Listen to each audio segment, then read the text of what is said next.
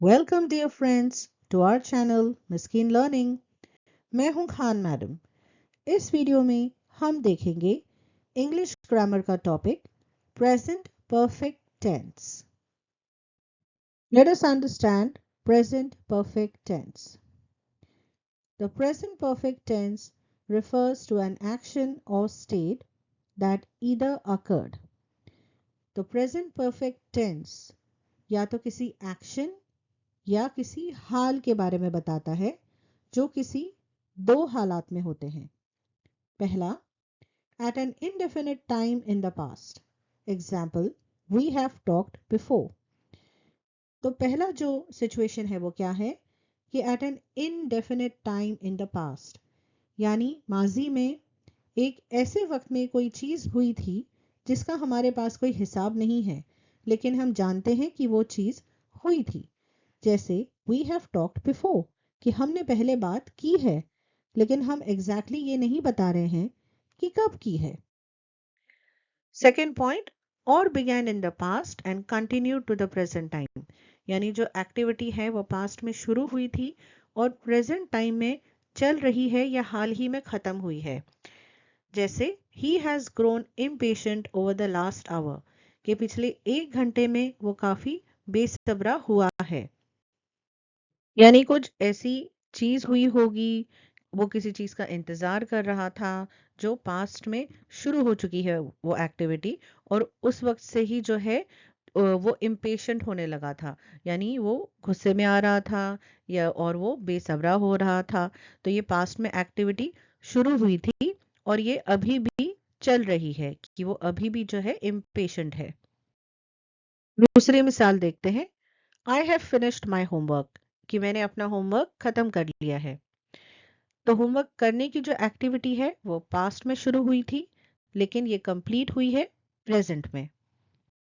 तो जो second point है हमारा, ये बताता है कि कोई ऐसी एक्टिविटी जो पास्ट में शुरू हुई थी और प्रेजेंट में आकर अभी अभी खत्म हुई है या अभी भी चल रही है, यानी प्रेजेंट पर उसका असर अभी भी चल रहा है। अब इस टेंस का फॉर्मेशन कैसे होता है? This tense is formed by subject, has or have plus past participle. Past participle क्या होता है? Third form of the verb. The element have or has is selected depending on the subject the verb is conjugated with. तो हमारे sentence में जो subject है उस पर जो है हमारा has और have जो है वो डिपेंडेंट होता है। जैसे इस टेबल को देखिए कि यहाँ पर अगर I, you, we है और they है तो हम have का इस्तेमाल करेंगे, लेकिन अगर he, she, it है तो हम has का इस्तेमाल करेंगे। अब हम past participle की बात करते हैं। The past participle of the verb is usually formed by adding ed or d to the verb's root. Example, walked, cleaned, played, jumped. Although English does have quite a few verbs that have irregular past participles. Example, done, said, gone, known, won, thought, felt, eaten, wrote, etc. irregular verbs की list मैंने video के and में दी है, तो अगर आप चाहें तो वीडियो को पॉज करके देख सकते हैं। तो चलिए हमारा कॉन्सेप्ट और क्लियर करते हैं कुछ एग्जाम्पल्स देखकर। हमारा सेंटेंस है we have watched the movie. तो अब हमारे टेबल में देखिए कि अगर वी है तो हम हैव या हैज चूज करते हैं। हम चूज करते हैं हैव, और हमारा जो वर्ब है वो एक रेगुलर वर्ब है जो ईडी से एंड होता है, और ये हमारा जो है पूरा सेंटेंस इस तरीके से फॉर्म होता है। तो अब समझते हैं कि हमारा ये जो सेंटेंस है ये प्रेजेंट परफेक्ट टेंस क्यों है।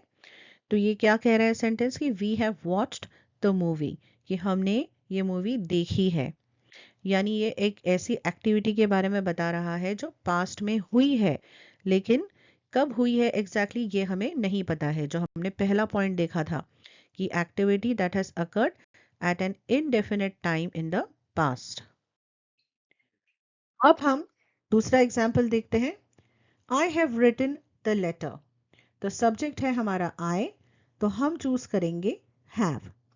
पास्ट पार्टिसिपल है हमारा written, तो ये कहाँ से आता है? इसका रूट वर्ब जो है वो है write, जो एक इरेगुलर वर्ब है, तो यहाँ हम डी या ईडी नहीं लगा सकते, तो ये है हमारा इरेगुलर वर्ब का एग्जाम्पल। अब इस दूसरे सेंटेंस को समझते हैं। I have written the letter, कि मैंने ये लेटर लिखा है, यानी ये भी एक ऐसी एक्टिविटी है जो पास्ट में हो चुकी है, लेकिन इसका टाइम जो है ये हमें नहीं पता है, यानी ये एक इनडेफिनेट टाइम है। तीसरी मिसाल देखते हैं।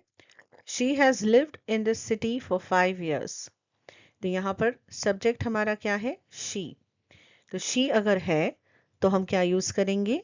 हैज। हमारा जो वर्ब है वो है लिव, तो लिव का जो है ये रेगुलर फॉर्म हम यूज करेंगे, उसमें डी लगाएंगे, तो हमारा पास्ट पार्टिसिपल बन जाता है लिव्ड।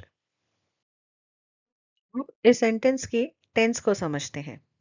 तो ये सेंटेंस क्या है कि she has lived in this city for 5 years, कि वो जो है 5 साल से इस शहर में रह रही है, यानी जो रहने का उसका सिलसिला है ये पास्ट में शुरू हो चुका था 5 साल पहले, लेकिन आज भी वो शहर में रह रही है, तो प्रेजेंट में भी वो रह रही है। इसलिए ये जो है, जो हमारा पॉइंट 2 था कि the activity began in the past and continue to the present time, तो ये उस चीज का एग्जाम्पल है।